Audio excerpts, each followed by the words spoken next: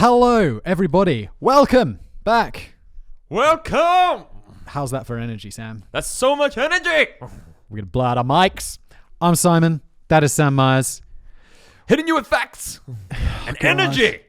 If you've got names for this, a tagline for this show, let us know in the comments. We're still looking for one. And we've recorded so many of these episodes ahead of time that all that feedback that people have given on the previous episodes is absolutely useless. So thank you very much. But we will read it. Yeah. Leave us a review. Let us know how we're doing wherever you get your podcasts. If you're watching this on YouTube, smash that like button.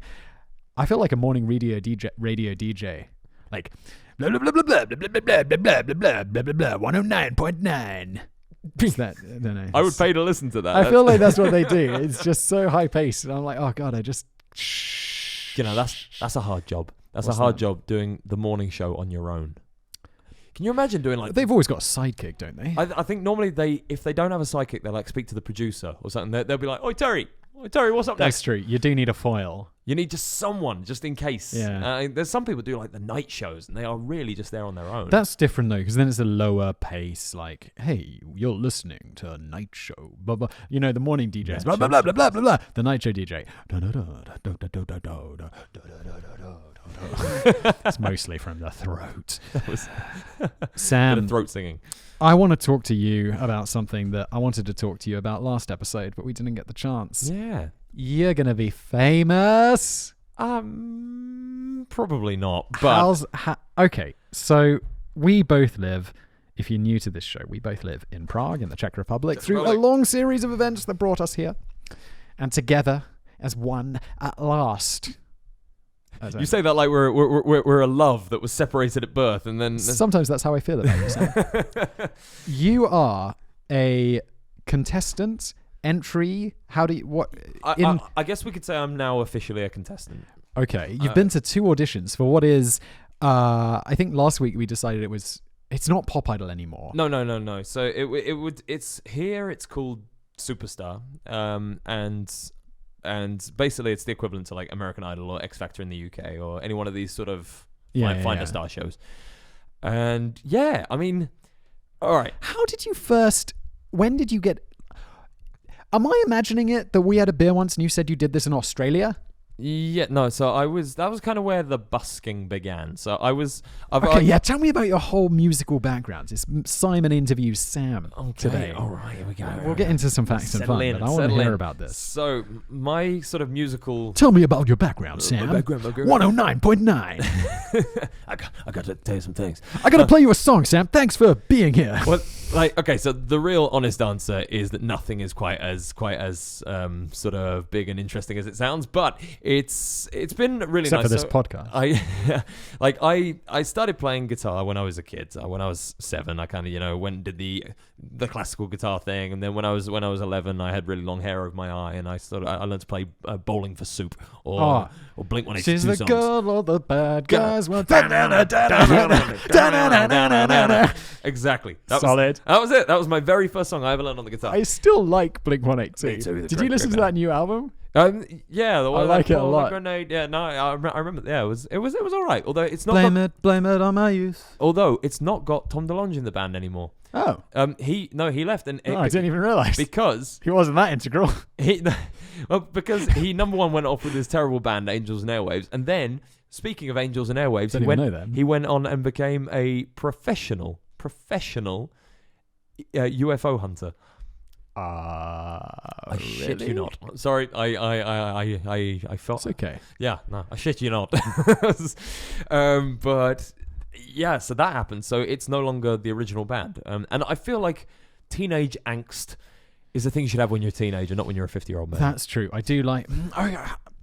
Sorry, I know we're already on a tangent, but I have 2 minds about this because I listen to some bands, right, and like that I got into as a teenager. Yeah.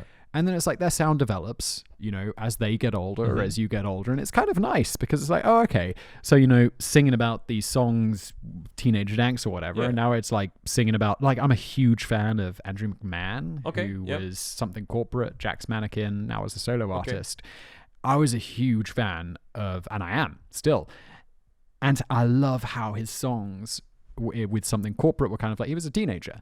And he sings about all these teenagery things. And I was enjoying that as a teenager. And then as he grows up, he sings with this Jack's Mannequin Band about like becoming an adult and all of these experiences. And now he sings solo and it's like, wow, I'm married and I've got kids and stuff. And like, it's amazing. But then again, a lot of bands like Blink-182 that I'll listen to and I'll be like, just sound like you did when I was a kid. And I don't know why it's like that. Because all their songs are played with 4 chords, a bass and a set of drums. But I want them to sound like that. Yeah, no, okay. But whereas with Andrew McMahon, I'm like, oh, I'm so like, I loved your stuff in the past with a deep passion, and now somehow I like it even more. I'll tell you who I think's an amazing band to watch the progression, and that's the Foo Fighters. Because I don't really know much about the Foo Fighters. Okay, there's a great documentary on Netflix about Foo Fighters, like how it started and how there was an original drummer and he got kicked out because basically Dave Grohl was an amazing drummer and he redid all his parts and everything like that. And it's been really interesting, but they've kind of grown as a band. Like people were coming and going and leaving and coming, and now the last album they did, they recorded entirely on cassettes. Isn't that amazing? It's a bit weird, but okay. I just love it. I love it. Vintage vibes. Well, they didn't want it to sound too overproduced, so they did it all on cassettes. And it's got like that cassette scratch. It's like... Yeah. But yeah, so anyway. Sorry, So I started playing Bowling for Soup. And we won't go down that tangent again. But and then I kind of did a complete turnaround and decided that I wanted to play in the theatre. Did Bowling for Soup sing that song, Lifestyles? No, that's Good Charlotte. No, that's Good Charlotte. I was his waiter once. Really? Yeah, he gave me a good tip. Good. Yeah, bloody right. Yeah. I waited on him well. And then so I kind of got into the theatre and I liked singing there. And then I auditioned for theatre school and they said, Sam, you're too young. You don't know what you're acting. You don't know what you're playing. How old were you? 18. Okay. And how basically, old are most people that is code. That is code for Sam. You're not very good. Okay. Go and get better and come back. So it's nice they use code. Rather, you're a shite, aren't you? The dance teachers didn't. It was the acting teacher said you're not young. You're not old enough. You're not developed enough yet. Like, go off. Go travel. You need some more life skills. Experience. Some life experience, basically, is what they're saying. What we're looking for is someone with a little bit more talent, pizzazz.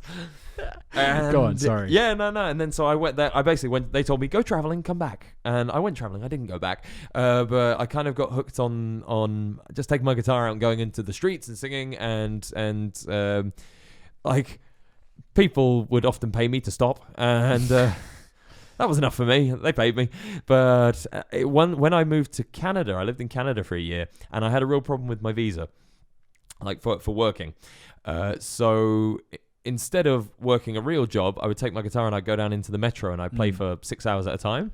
And I was playing and I really enjoyed it. I have to say it was one of the most Were you an illegal immigrant to Canada? I wasn't illegal. No, I was there on a temporary visa because my work visa hadn't gone through. So okay. I was waiting for the temporary visa to sort of be renewed. There was some difficulties. Okay. No more questions. I was told I couldn't. I was told I couldn't take the tag off my foot. But yeah, so now I've decided after sort of 15 years of going, I might give it a go. I just thought, you know what? If I don't do it now, I never will. And so, but did I imagine that you were going to do it? You did it in Australia. Did you? No, I applied for The Voice in Canada. Okay, that's Sorry. And basically, what happened was I sort of panicked, and there was one of the judges was a real pro-French. Like, it was in Montreal, so he's really pro-French. And I had Ain't No Sunshine, like, ready on the guitar. I was going to, Ain't No Sunshine when she's gone. Boom.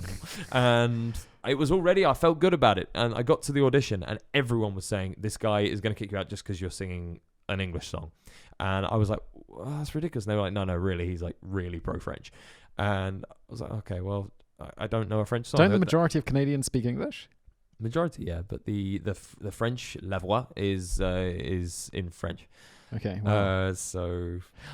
Wait, the like the Quebec version, the French version. This was like French Canadian version of the show. Yeah. Oh, okay, I didn't get that. Yeah. Okay. So I basically that makes a bit more sense. In an hour and a half tried to learn a French song, okay, and I really ballsed it up. Like, I got into the audition, everything stopped working, my hands stopped working, my voice stopped working, and I just forgot all the words, and it was just like, nah, not good. It's a tough position. So 10 years later, I'm now 10 years older. I thought I will, 8 years older, and I thought I'll give it. 10 years later, you're only 8 years older. What's the secret?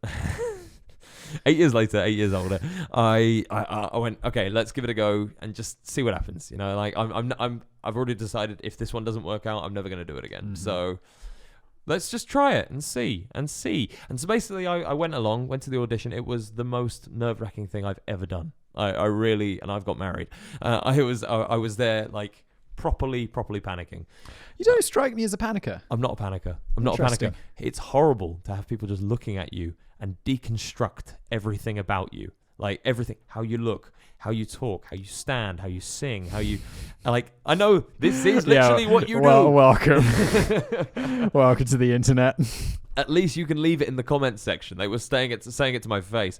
And it was, yeah, I mean, I don't know how much I can say, but basically things have gone okay up till now.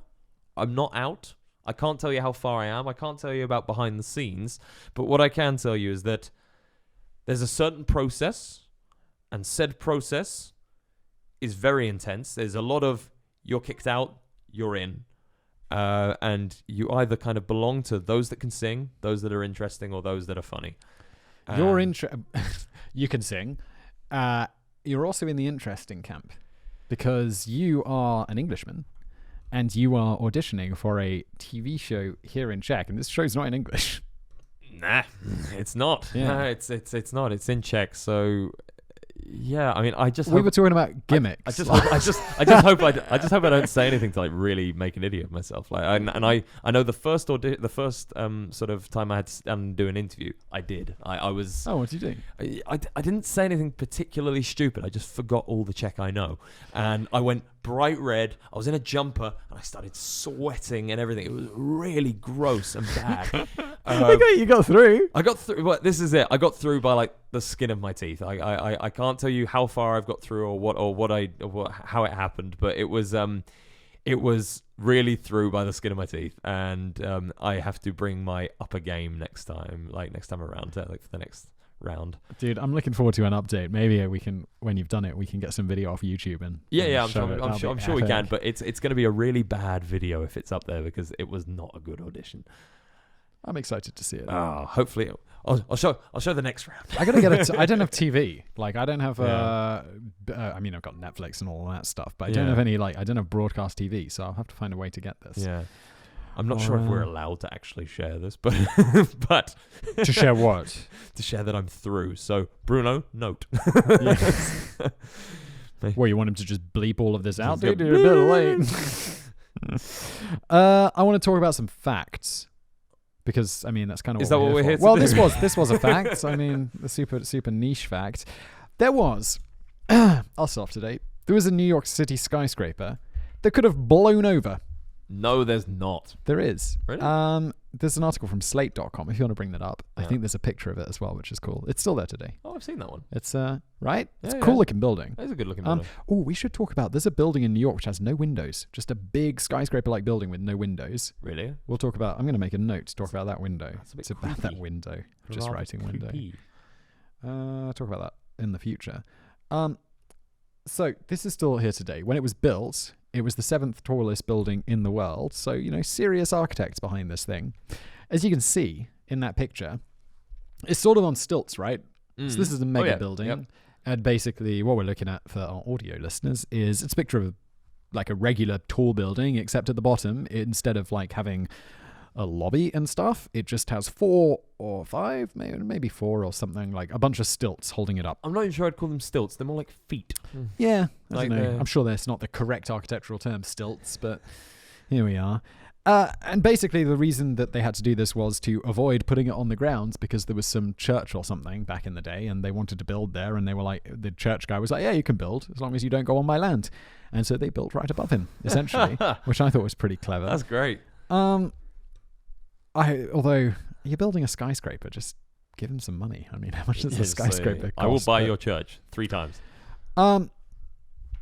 Now, the problem was because of that, church, they couldn't build the stilts in the corner. Like, we should say, if for audio listeners, if you're looking, it's like the corners not like naturally when you put something on stilts, you put the stilts in the corners. Sturdy corners, yeah. But these ones are not. They're in the middle of each side because that was just how it architecturally needed to be done. Now, this made it a little bit unstable. So they put this giant weight. I don't really know how engineering works, but somehow to stop it like falling over or swaying and like stuff. Massive foundations or something like that. No, well, they put like a counterweight in. Was it a pint of gold?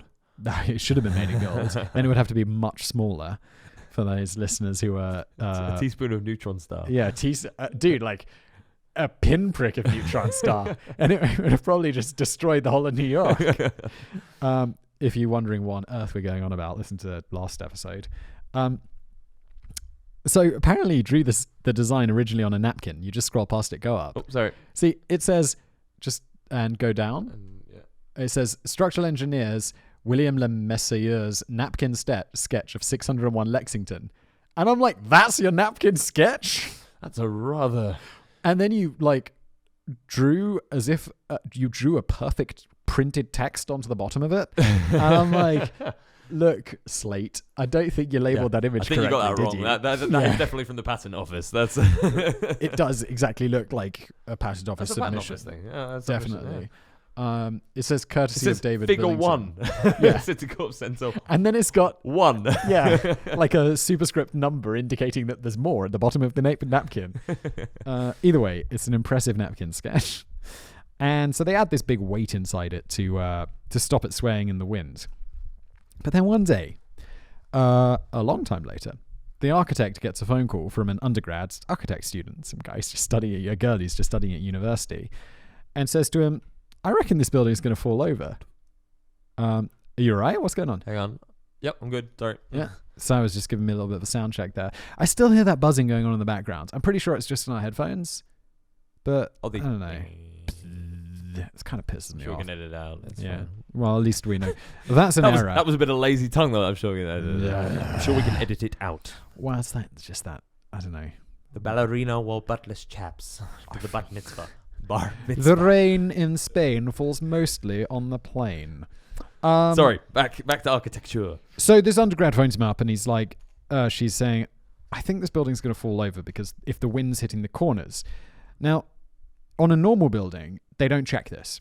I mean, maybe they do now. I don't know. Whatever. Since this the case. Slate article, it wasn't written for like super architects. I'm not an architect. I'm not an engineer. I'm not going to pretend to be. But essentially, there's something weird about it where like, normally, if you've got a building right, they'll test like how much wind smashing into the big obvious side of it would knock it over. Yeah. And then they make it so that can't happen. They already test the corners. Yeah. But they don't test the corners. And apparently this undergrad student was like, I reckon because this building's so weird, if winds over a certain amount hit the corners, we're going to have some real trouble with this. And they were saying, okay, winds only every 50 years or so, but every 50... This is a skyscraper. It's going to be there for 50 years. Yeah, and there's going to be a major disaster. And so basically, the architect was like, yeah, we did the maths. It turns out you're absolutely right. So they bring in a... Yeah. So this would have fallen over. And it was even... it's in my notes. It doesn't matter, but it was less than 50 years. It was like every 16 years once they'd run the numbers and stuff. Damn. And so it's right here. That counterweight needed power. Yeah, okay, so however the counterweight works, I'm sorry, this is so confusing. There needed to be power to it so it could like move to like counterweight the wind or whatever. Okay. But they're like, if that power fails in a storm, that 50-year event gets turned into a 16-year event. So it's like, okay, that's going to happen. Not great. That's going to happen pretty soon. So overnight, they brought in a crew of people to weld all of these things like inside it to put some extra supports in. And they did it all in secret. The workers in the office didn't find out. Really? And it was only revealed years later that they'd kind of done this to the general public. There was a documentary made about it. The undergrad student who phoned and said, this is what I think is going on, she only found out about it when she watched the documentary years later. Because they were like an unknown undergrad student. She was like, that was me. That was me? Yep. Yeah. Nice. It's good, right? That's a good little... Wow, that's a little claim to fame, isn't it? Like, I saved a skyscraper from falling. But fascinating how you can make such an error. Even though, I mean, seventh tall building in the world at the time, these are leading architects. Yeah, I think it's probably down to that it's not something that they would have had to worry about because it had never happened. Whereas like if you look, for example, some of the best architectural buildings for skyscrapers are in Mexico City, for example, because they have so many earthquakes that they have to be really structurally sound. They have all like sort of hydraulic sort of recalibration systems.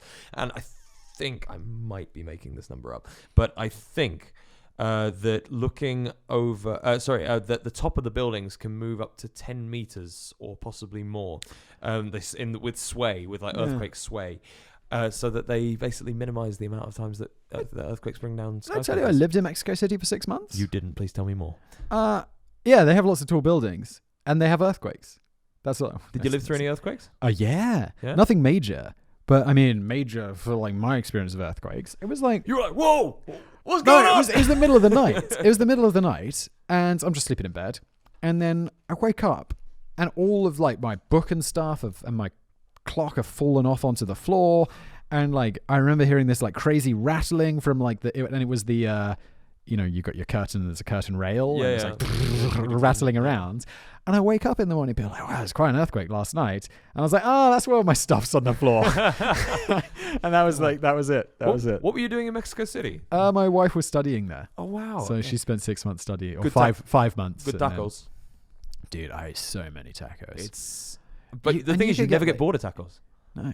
Like, you never get bored. You've been to Mexico City? I've been to Mexico. I've not been to Mexico City, but it's an interesting place. It's cool because the weather's nice. Like, it's higher up, so it's kind of like spring all the time. Oh, nice. The weather's pretty good. It's not super hot.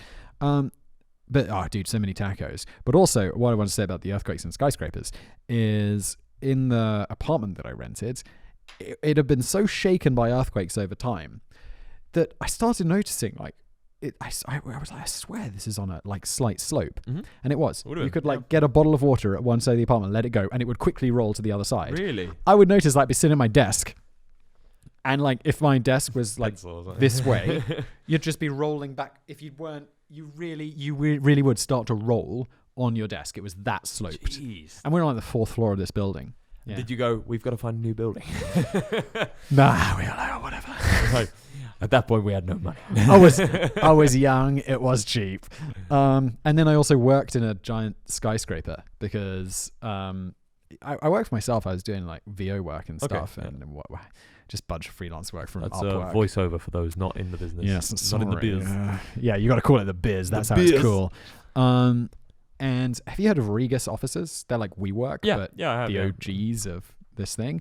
They had this amazing thing, whereas if you were a member of the Lufthansa Miles and More program, which is like their loyalty program, you don't have to ever have flown with Lufthansa. As long as you sign up to be a member of their Miles and More loyalty club program, you could get a Regus Gold card, which would allow you to use the Regus offices for free. Do they still exist? Regus? Yeah. Yes, in like the offices? And is that benefit still there? No, the benefit is no longer there, sadly.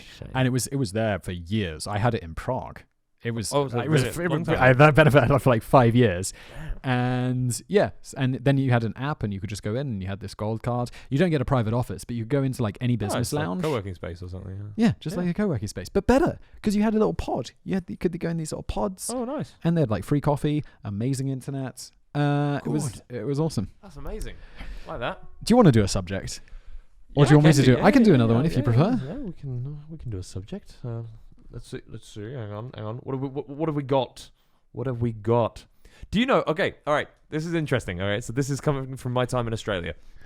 Can you name me mate. The 2 last egg-laying mammals? I didn't even realize any mammals laid eggs. Okay, sorry. Hang on, let's get weird. Monotremes. Let's call them monotremes. But can you? But now you've given me some clues. It's definitely not kangaroo. It's not a kangaroo. It's Australian, so I'm going to guess it's typically Australian. Oh, wait, is it typically Australian or is it just... Yeah. Like they're only really found in Australia. I want to say like is a platypus Australian? Yes, it is. Is it an egg-laying mammal? It is. Okay, so something similar to a platypus. It's not a koala, is it? It's not a koala. No, a koala doesn't lay eggs. No, that's a bear. Well, it's a mammal, isn't it? Yeah, there's a bear. How many mammals lay eggs? Yeah, it's a koala bear. How many mammals lay eggs? Just 2. 2. Not a koala. Okay. I don't know. What's the other one? The other one is an echidna. Oh, okay, dude. I never even heard of that. Well, you see, neither had I. And it basically looks like let me show a little picture. There you go. It looks like it looks like a hedgehog, like a porcupine, like a hedgehog, but like sort of got like a weird anteater mouth. What is that? Can you bring up that picture bigger so we get a better Wait, is that the same animal on the left? No, that was a platypus. That was a platypus. It kind of looks. I think that's a platypus. Here we go. So. Oh, that's a weird looking thing, isn't it? So platypus, echidna. Okay, and no, they look completely different. My bad. It's quite fun actually. The platypus. The first time they brought it back for scientific investigation, they thought it was a joke. They were like, "You've taken 3 animals and sewed them together." Yeah, it's got a weird face, doesn't it? Yeah, and a very poisonous sting. What? Yeah. Platypus stings? Yeah. Didn't even know that. Really poisonous. Of course it does. It's in Australia. Of course, everything there wants to kill you. Yeah. And then, so the echidna, basically, I'd never heard of an echidna. And this is why I thought this might actually be interesting, because everyone's heard of a platypus. Everyone knows a platypus exists. But I didn't know it was poisonous. Well, yeah, no. And so basically, and this is an echidna. It looks like a what's it called? Hedgehog. Like a hedgehog porcupine sort of thing. And my friend found one in like the little bush. And he went over and went, "Oh, look at that." And I went, "Oh, it's a hedgehog." And he went, "No, it's not a hedgehog. It's an echidna." And I was like, "What the hell's an echidna?" I'd never heard of one because obviously not being from Australia, no idea. And they're kind of a big deal in Australia. It's kind of a big deal. But yeah, so they are one of the last 2 egg-laying mammals or metronemes. So basically, the animals are split up into 3 main sections with regards to sort of with regards to rebirth. Okay. What's the word? Having kids. What's the regeneration? Recycling. It's not that. What is it? God, now I'm blanking on it as well. Oh my God. Like, whatever. We know what you're talking about. Yeah. Sorry, guys. Sorry, everyone. Reproduction? Reproduction. Okay. Sorry, everyone listening. I spend half my day in Czech, so I'm backing my English brain now. All right. So I'm just dumb. So monotremes. Sorry, monotremes are these. So mono meaning single, trema meaning whole. Okay. Referring to the cloaca. So the cloaca, where the cloaca. Egg comes out of, right? Basically, where the egg comes out, or it's as Jimmy Carr, the comedian, rightly labeled it, a vaginus. So it's they shit out of they poo out of it as well. It's basically the reproductive, urinary, and excretory tract. Sounds messy. For everything, yeah, it's a bit messy. And basically, in order to although mate, pissing out your butt could be convenient. Could be convenient. Or maybe shitting out your willy. Oh my God. I can't believe I just said the S word, but which we agreed we wouldn't swear, but then I called the penis a willy. I was like, keep it clean, Simon. And then you said You said... I'm sorry. The subject matter of that was just no. But yeah, so basically, shitting out your willy. And just quick fact: animals with a cloaca have to mate with a cloacal kiss. So they basically have to touch cloacas. It's like a little cloacal high five. Wait, so both genders have a cloaca? Yes. Like a snake, for example. I'm not sure if it has a cloaca. Birds all have cloacas. So you never see a bird with a massive true. That makes sense. rock on. Disappointed. It's a proud see eagle. Like a horse-like bird. An eagle with a horse penis. He's not flying anywhere. But no. He's just taking a massive slash. Monotremes. Okay. Monotremes. There are mammals. As one of the 3 main groups of living mammals, along with placentials. We're almost done the first line. Placentials, us, and marsupials. So kangaroos and other animals which carry their babies in pouches. Kangaroos. Kangaroo poo. Love it. Yeah. And marsupials are now only really found in South America and Australasia. So those are there, basically. It's quite interesting, actually, due to the way that the world has developed and how the oceans have moved. Australia is basically a museum of living animals. This is how Sir David Attenborough described it. He said, I like that you got the sir in there. Oh, yeah. He deserves it. he's the one sir that I would call sir even if he wasn't knighted. So every teacher at my school. They don't deserve it. We had one teacher who was like, don't call me sir. I haven't been knighted. Call me Mr. Carr. Mr. Carr. That's long. That was a bit of a legend. And yeah. So basically, everything there is kind of how it was a few million years ago, and so you get old leftover crocodiles and marsupials, and it's a really separated life from those which we see elsewhere, and it's the same in South America. They're completely isolated, and it's why the difference between, say, for example, European animals and African animals are not that great. Like a zebra is basically a horse. A giraffe It's kind of a bad horse. It's a horse Because you can't domesticate a zebra. you can ride it. No, you can't. Of course you can. No one rides a zebra. Why wouldn't we ride zebras? Do I have to look for a picture? We'll do it next time. Yeah. I'm sure it has been done. I'm sure people can ride zebras. Dude, of course they can do it, but it's not like easy to domesticate a zebra like it is easy to domesticate a However, horse. it looks like a horse. It definitely looks like a horse. I mean, even a except it's got giraffe, stripes. even a giraffe looks like a horse, and or a deer or Fair, something, and fair. but it's just an extended neck, and it's kind of got funny legs, but it is sort of horsey. Thin legs, big body. Exactly, they are bizarre animals. Yeah, weird. But they're sort of familiar, and everything's like a gazelle. It's a deer, or there's a bird. It's a bird. Whereas you go to somewhere like Australia and you get a kangaroo, and it's not like anything we know from Europe or the States or like North America or anything like that. And then you get what are they called? What are they called? The ones that roll up into a ball. Porcupine. No. No. Hedgehogs. No. They roll up into a ball. They look like a little mouse. Don't hedgehogs get into a ball? It's in that hedgehog game. It's got the Sonic. No, it's got the armor. What's the one with the armor? Armadillo. Armadillos in the bloody name. Armadillo. Armadillos. You can't find them anywhere else in the world. Just South America. So they're just completely unique. I'm so lost. What are we talking about? We were talking about monotremes, and we've made our way to armadillos. Oh. Should we talk about something else? Yeah, no, it's good though. You see, I love biology. I love getting lost into biology, but you can get lost in biology. The thing I like most about this is that they have to mate with their cloacas, which I don't even know how that works. Simon, I feel like this fact has been lost on you, mate. I'm sorry. I like the cloaca thing. Without looking, what were the name of the two animals that lay eggs? There's the platypus and the weird Australian thing. How it's got a weird name. Come on. Echidna. How are you going to remember that? It's like echidna. I don't need to remember this. A kidney. I don't need to. I'm not taking a test on this. I'm not. Right. What have you got? You're not the boss of me, Sam. I'm going to tell you. I love how yours are often biology and mine are always like, war. Big building. Yeah. Something exploded. The sun's really loud. Boom. I'm going to tell you about airborne aircraft carriers. Open up that Wikipedia link. Oh, it's straight in. All right. Hell yeah.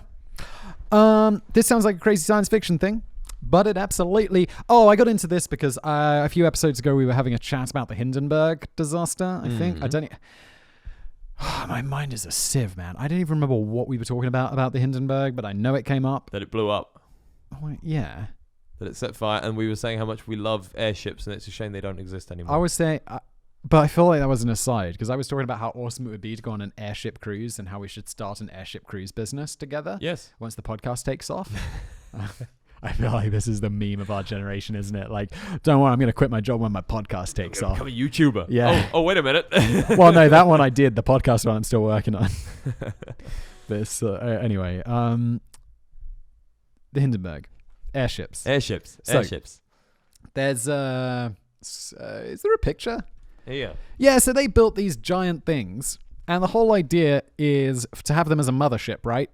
Okay. So, because they were a big deal, and the idea would be, like a aircraft carrier works for the sea, it's all about just getting those planes up and then sending them off to attack targets. Mm-hmm. They would have airships, and a bunch of planes would be on the airships. They'd release the planes, and they would go out and attack their targets, and then they would be able to come back to the aircraft carrier, and they'd use these sort of sling devices that would hang down, and they'd launch the planes, and they would catch the planes, and it's all very exciting. Very clever.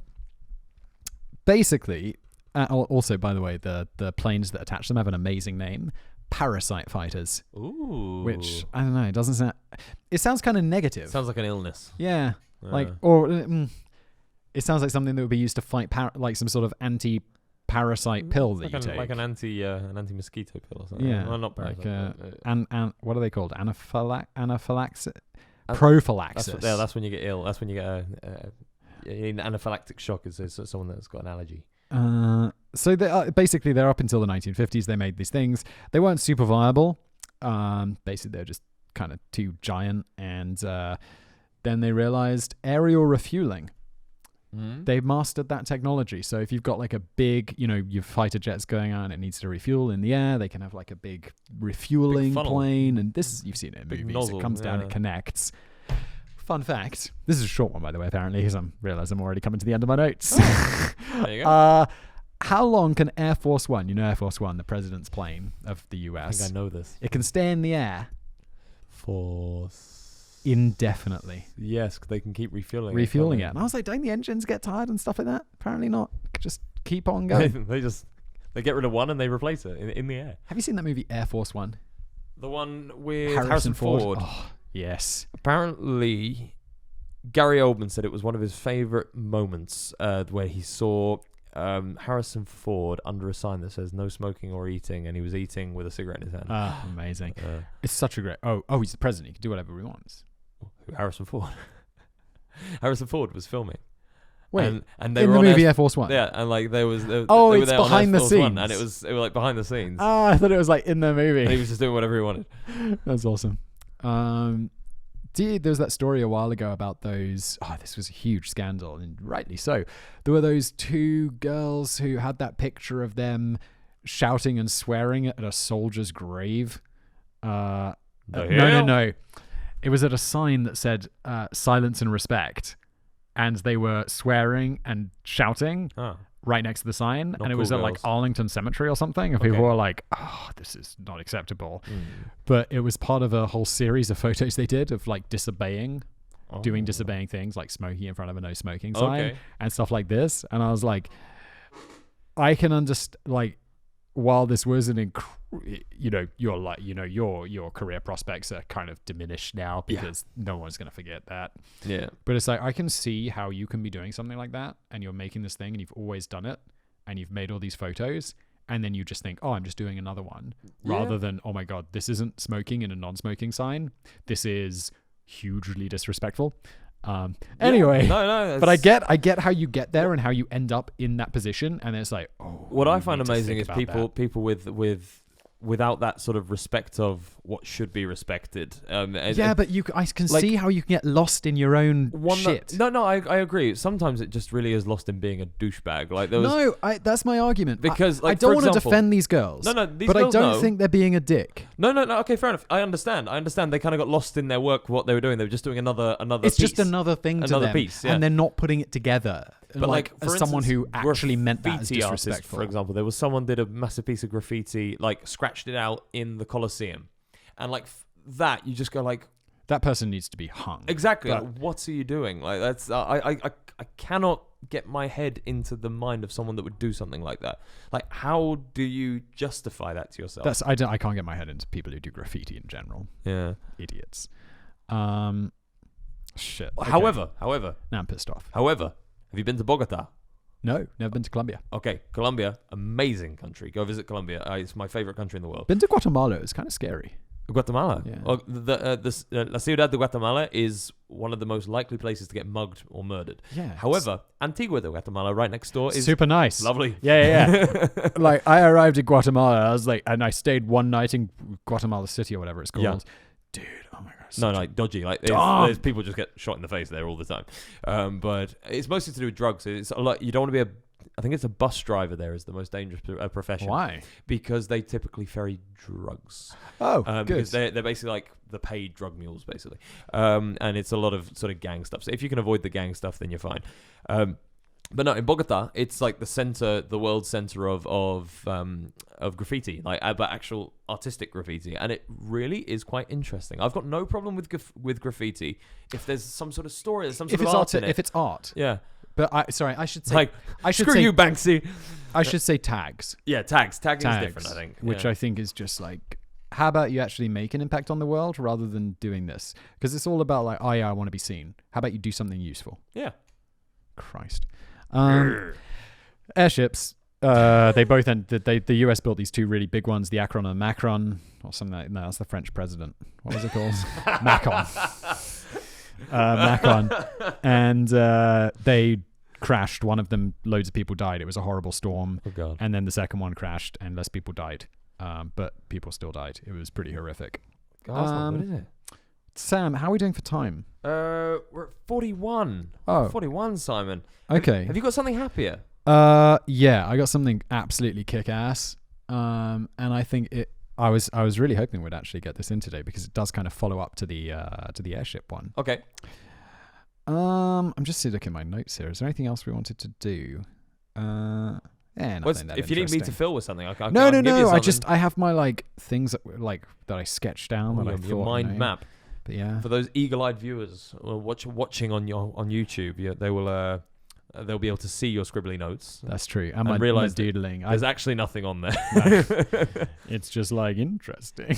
If you are listening on wherever you get your pods or you're watching on YouTube, make sure to give us a like. Yes. And, good effort. And well done. Give us a follow. Yes. Subscribe. Hit the little bell. If you hit the bell if you want to. It's like Jesus, I say like 6 times a day. I want to talk about the nuclear powered plane that's the size of the Empire State Building. This is absolutely ridiculous. Load up the wiki page, Sam. Is it real? No. Oh. I mean, it's as real.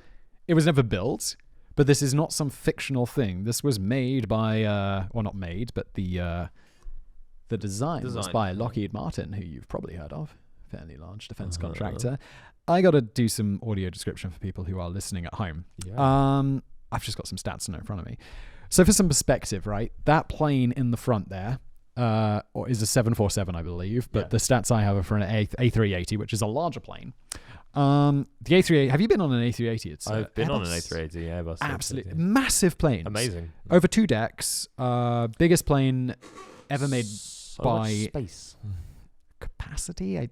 Although there's those Beluga Airbus or Boeing, the giant ones that are used for transporting goods. Yeah, the goods ones, like the ferrying ones, shipping ones. It's by some it's definitely the largest passenger plane ever built. 100%. Substantially larger than the 747. When you watch it take off, it's like that's not coming off the ground. And it's then a monster. Yeah. It's an absolute monster. Its wingspan is 80 meters. For our American friends, that's 262 feet. And just for some perspective, right? The Lockheed Martin CL-1201, which is the nuclear powered, designed thing that could have been built, possibly. It is, how about this? 340 meters wingspan, 1,120 feet. So it is 5 times the wingspan of the Boeing, of the Airbus A380. How about this? We've brought up the Empire State Building like 3 segments the last 2 episodes. That wingspan of the plane that we're looking at is almost as big as the Empire State Building is tall. Jeez. So it's an absolute monster. There's loads of questions. The biggest logistical problem with this is where to store it.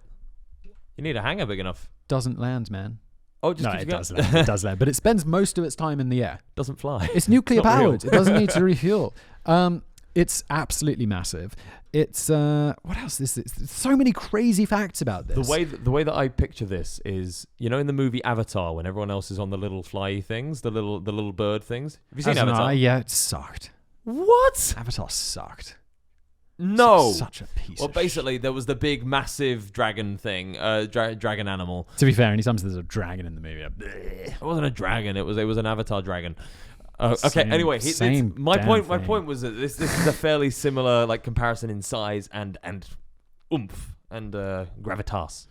Anyway, Avatar. Good lord.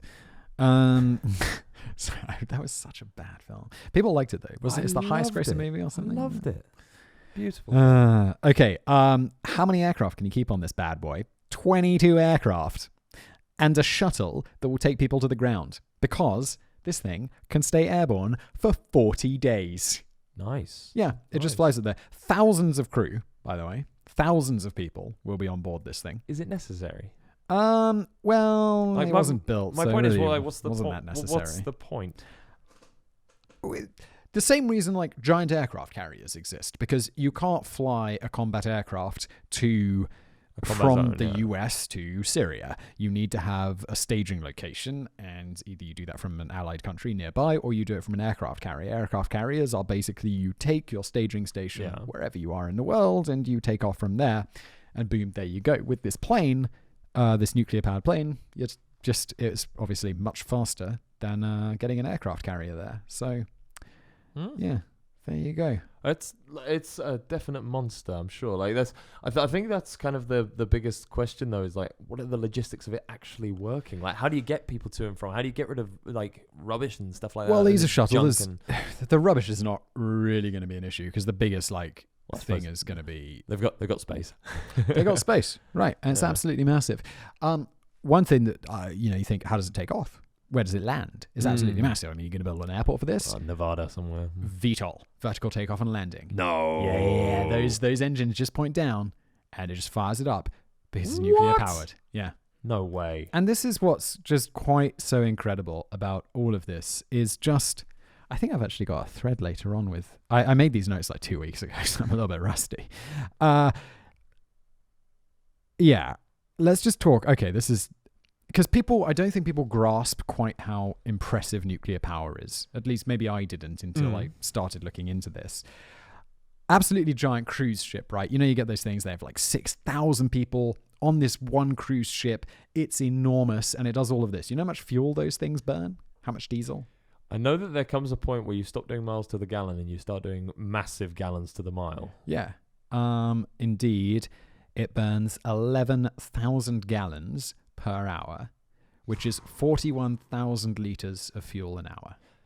Do you know, I don't understand how we still have natural resources. It's pretty insane. Like when you actually look at if you think taking off on a plane, how much fuel you need. If you think all of us lighting our houses and everything like that, and all the everywhere that we use, everyone filling their cars with petrol and all these sorts of things, and then you think of mass scale things of filling tanker ships and all like tanker ships and battleships and all those big ships and other ships, like how do we still have fuel in the ground? I don't get it. It's crazy. I'm just running a quick number here. So I reckon my car takes 80 liters of fuel maybe, and then you run that's 500 refills for 1 hour of ship burning a thing. So 500 refills is what if I fill up once a week. I don't, because I don't commute, but let's figure people do. That's 10 years of petrol for one person who commutes regularly, fills up the car once a week, is what burns in 1 hour on one of those cruise ships just to move it. And it does move fast. It's real slow. Yeah. Okay, so let's get into how this figures in with nuclear power, right? Those aircraft carriers, they are big. Mm-hmm. I believe they're substantially bigger than a cruise ship. Because they are. Oh, they're humongous. Yeah, like aircraft carriers are okay, huge. I wasn't sure. They're absolutely beastie things. Oh, but so are cruise ships. Like cruise ships are massive. You know how often an aircraft carrier, nuclear aircraft carrier, needs to be refueled? Never. Well, once. Once. They have an average lifespan, let's say 50 years. They refuel every 25 years. Really? Yeah. So how does it work? Do they 40, they take out the whole nuclear reactor and put a new one in. Oh, okay. Got it. But 41,000 litres of fuel an hour over 25 years. Just the amount of fuel that is, it's just incomprehensible. And then open up that Imager link, or however you do it. I really struggle to find an image of a nuclear reactor on a cruise ship. Yeah. No. The one. The one at the bottom of the page. Yeah. I really struggle to find an image of a nuclear reactor on a cruise ship. So this is the kind of closest I got. You're going to need to scroll down. It's an image gallery. Or scroll up, sorry. I don't know why it's at the bottom. Yeah, so go to that cutaway. Down. Yeah, there. Here. Up one. There. Yeah. Click on that. And zoom in on that. So I think the fuel bit is right in the center. So what we're looking at is a cutaway of a giant aircraft carrier with tons of planes. Yeah, and there's this one small area where the nuclear power station is on this craft. And I really want to do some maths on this. I should have done this before, but let's just say, right, that how you think a cruise ship runs for, let's say, 12 hours a day, right? Yeah. Times 44. We'll work in the thousands. So every day it burns 528,000 litres of fuel. That's a lot of fuel. Every day. Let's times that by 365 is 192 million per year. Times 25 is 192 million is 4.8 billion litres. 4.8 billion litres of fuel over 25 years. That's so much fuel. Yeah. That's just the amount of space that would occupy. For one ship. Yeah, for one ship. Damn. And just one nuclear power generator can do all of that. And like, nuclear power is not perfect. No. But it's so much better than everything else we have. Other than like renewables, but let's be realistic. The problem obviously with nuclear power is that when it goes wrong, it goes really wrong. Yeah. And that's kind of the issue, but isn't it? But it doesn't. It's so rare. It's so rare, but it happens. It happens. Like we look more at people have died. Cases like Chernobyl, you've got what's that, Fukushima. But the death toll is tiny. It doesn't even matter. It's insignificant. Even if you look at the worst cases of nuclear accidents and compare it to like the dangers of solar panels from people falling off roofs during installations, less people die. I need to run the stats on that, but I'm pretty sure it's true. It's just crazy. I completely agree. Like I'm totally for nuclear. Like we don't have a better option. No, I agree. It's definitely the cleanest and the purest option. I'm not sure how the whole nuclear waste thing happens. Like stick it in the ground, blast it into the space. Who gives a shit? I guess if we can find an efficient way to blast out into space, that's which we will. That's kind of a reasonable way of doing it. I don't know why I'm so passionate about this. I just think it's like we got to stop burning fossil fuels. We do have to stop burning fossil fuels. That's key. You know what's not destroying the ozone and causing global warming? Nuclear power. And what's the big problem? People are like, oh, you're burying it in the ground.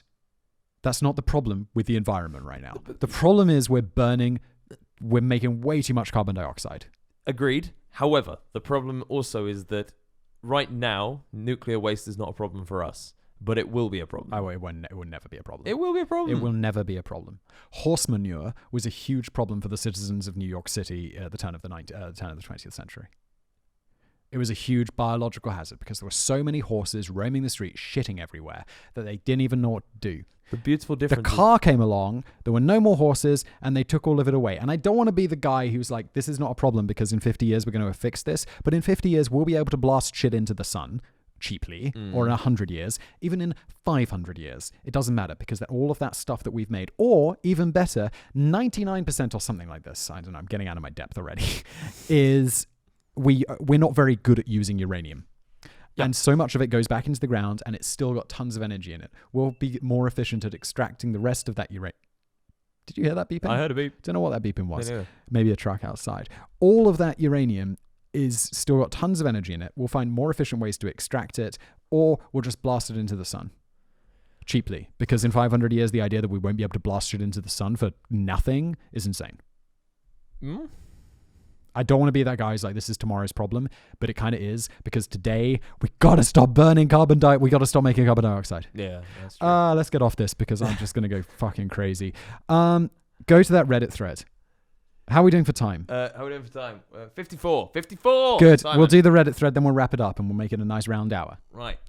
Because some absolute legendary hero did my work for me. Oh, amazing. And on that, there's a Reddit thread about this. And the top comment is just this dude listing incredible stats about this plane.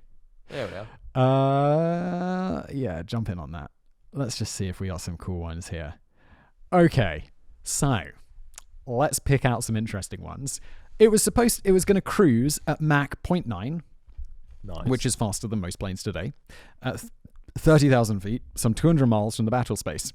So that's why they could just drop their planes down 200 miles, boom, easy. It would have on board a 737. So that's the puddle jumper plane, you know, the one that we'd take to the UK from here. Yep. 737. That would be on board to ferry troops to the ground. A giant plane on a giant plane. The troop carrier version carried 3,896 troops. Doesn't include the 845 crew members. That's ridiculous. Yep. That's mad. Because it stayed aloft for 41 days. Sorry, not 40. It didn't just have seating, sleeping quarters, a recreation zone, 6 floors, cargo bay, capable of holding over 6,000 tons. Isn't this amazing? Do we know what time this was designed? 1950. 1950? Yeah. You know, I think that people have become less I don't want to say less sort of like the designers have become less inspired, but I think that was a real age for cars, for planes, everything. Everything was beautiful. Everything was artistic. Let's make tons of crazy stuff. Let's just do it crazy. Let's just have fun, you know. And now it seems like everything is done for aerodynamics. Everything is done for this. Right. Whereas everything then was just 100%. Let's just do cool. Yeah. Okay. 1.83 gigawatt reactor fueling. This is what I love about Reddit. It's this super long technical thing, and he's like, it had a 1.83 gigawatt reactor fueling the mofo. I'm like, yes. Vertical takeoff and landing. 182 turbofans from the 747s would extend vertically from the banks of the wings and either side of the cockpit. So intense. It would have definitely been a monster machine. Oh, I'm sorry. He corrected. He says they were not 737s. They were 707s. That's right. We'll let him off. Okay. Oh, he also says it was not Mach 0.9. It was Mach 0.8. Doesn't matter. This is just absolutely outrageously cool. I love it. I want one. I want one to be built now. You look like you're in heaven. I love this stuff, man. This engineering. Your eyes have done this. Yeah. Although your comments about nuclear power and stuff, and how it being, what if it goes wrong? If this thing crashed, it's probably not going to be a good time. No, probably not. That would be a significantly bad day for everyone. Crashing into the ocean, please. Also, like 6,000 people or whatever on board. Oh man. It's true, actually. That's probably one of the reasons it got dumped, I would have thought. Okay. Should we wrap it up? Yeah, mate. It's been a bit of a marathon. No, that was an intense one. How do we even end this show? How do we wrap up after such an explosive part? Explosivo. Explosive. I cannot talk. This has been the Simon Whistler Show with my good man, Sam Myers. Sam, where do people find you on the internet? You can find me at This Is Sam Myers on Twitter. That's where you'll get me. Get me there. I'm at Simon Whistler if you want to say hi to me. Also, if you got a cool thing that we should cover, you know what I like? Space. You know what Sam likes? Biology. Let us know in the comments. Yeah, in the comments or on Twitter, wherever you like. This has been fun. Sam, always a pleasure. See you next time. See you next time.